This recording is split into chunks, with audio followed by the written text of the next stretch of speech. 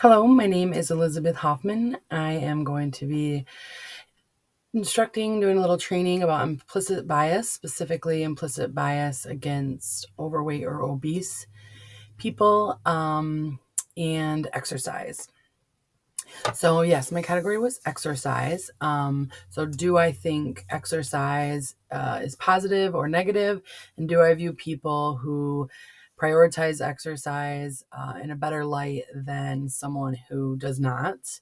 My results were that I favored exercise, that I believed exercise is positive um, for health and for life, and that I have a moderate bias towards people who don't prioritize exercise. So, some examples of this bias in healthcare. Is viewing overweight patients as lazy, and in shape, more fit patients as better, more motivated. Um, this can lead to inadequate patient assessments, and just assuming different things about patients, assuming that an overweight patient's pain is just because of the obesity and not something underlying.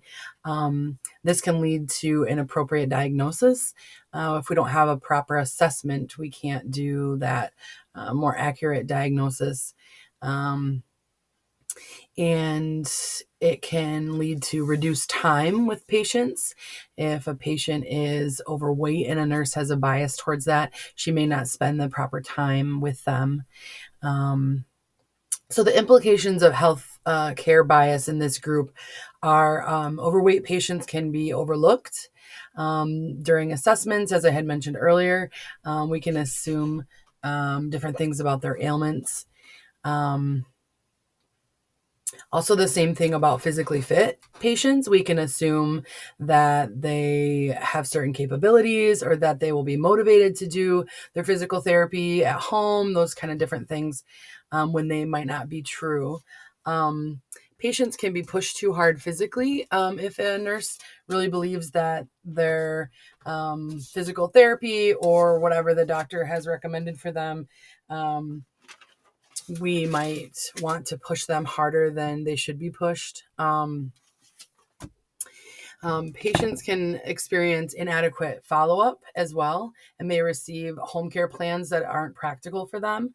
So if a patient is really trying to push physical fitness, she may give a patient some home care instructions that just aren't going to be achieved and aren't possible for that patient. So there's a couple different interventions that we can employ in the healthcare field. One of them is to increase contact with people that you may have a bias with. So in this case, it would be overweight patients or obese patients, or patients that are not wanting to do their exercise. The nurse can prioritize putting herself in rotations where she might have exposure to these people. Asking coworkers if she can look in on some of their patients, join a meeting if there's a patient, if there's a Overeater Anonymous meeting or things like that, where a nurse can go and expose herself. So yeah, this is exposure therapy, and it breaks down stereotyping. The second thing that can be done is individualize patients, and not seeing them as members of an obese community, but seeing them for who they are.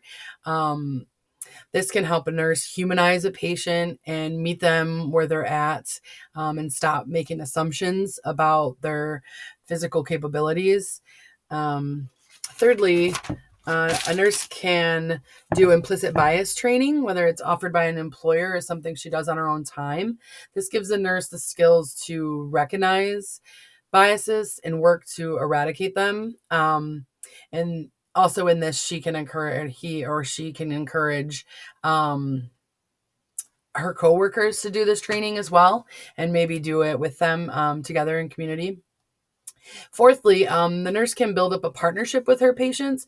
This works with all biases, but specifically with my bias, with people who aren't prioritizing exercise or overweight patients. The nurse can just know that they have the same goal, and that goal is to be healthy. And she can work together with a patient instead of trying to work against them and challenging them.